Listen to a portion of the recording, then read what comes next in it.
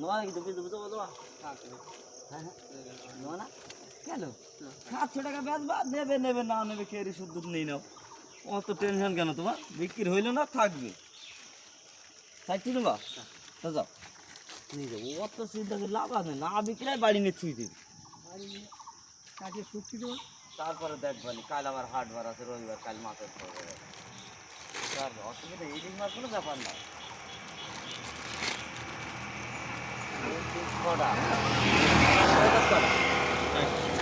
10 piece